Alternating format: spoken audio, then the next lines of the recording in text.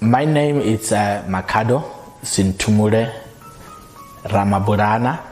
I wanted to be bigger than what God has called me for. I was closer to Nigerians. You know these Nigerians.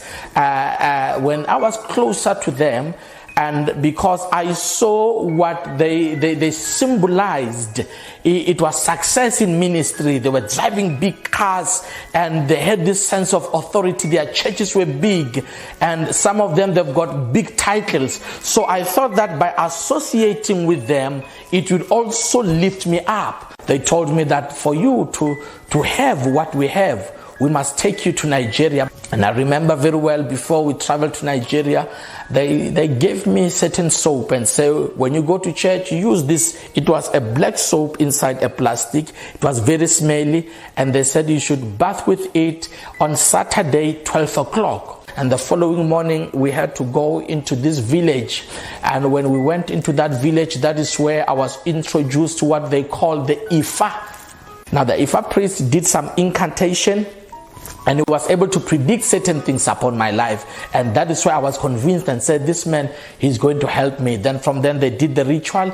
And that is where they took me into the boiling drum, where it was on fire, filled with water to the boiling point. As the steam was coming out, I saw the steam, I touched the steam. From then they took me and they put me inside that boiling drum. But suddenly when I touched the water, it was cold. Now, from then we went to the water spirit, where it was a river, where I had to take some cowries, some seashells that I had to speak to. The other one, I had to carry it wherever I go and put it on my shrine back at home. They gave me also the head of a pig that I had to bury inside the church. And we buried it. And guess what? Within a period of less than a month, we saw a lot of people coming into the church. Because they told me that when the pig starts to rot, the worms that are coming out of the pigs, it will be the number of people coming to church. As a young Christian activist, I volunteered myself into the group that defend the church against the Muslim onslaught. Most of us as youth, we went wild for vengeance, and we took a revenge on innocent Christians while living in our own communities.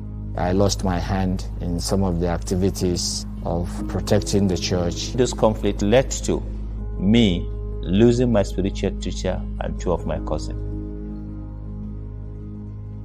It was a journalist who brought us together and said to us, gentlemen, you can keep Kaduna State together.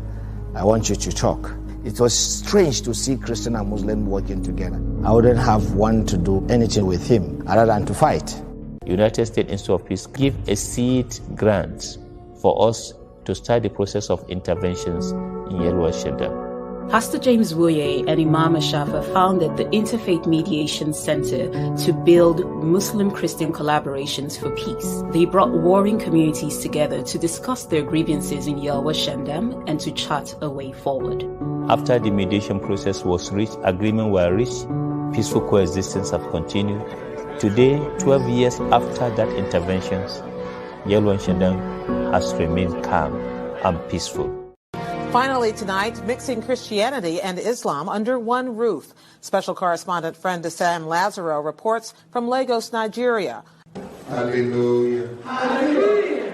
This is one of hundreds of small churches in Lagos, but perhaps the only one that has on its lectern both Quran and Bible. The invocations come loudly from both. It's all the more unusual in a country often torn by religious conflict. But practitioners of so-called Chrislam, 1,500 on some Sundays, see no religious fault line. Shamsuddin Saka, he's called Prophet, says they are all children of Abraham.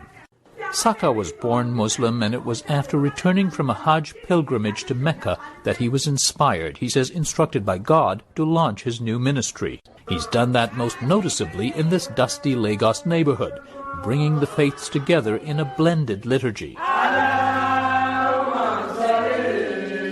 It begins each Sunday morning with Quranic prayers, in an open floor space that, like a mosque, has no pews.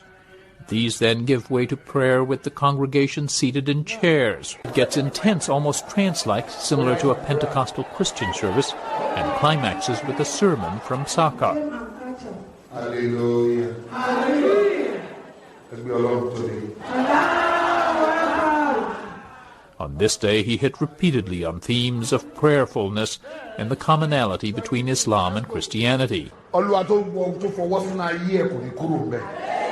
At the service, there are petitions for miracles of health and wealth, not unusual in some churches, but Saka insists it's compatible with Islam too. Even skeptics give Saka credit for setting an example with this worship community,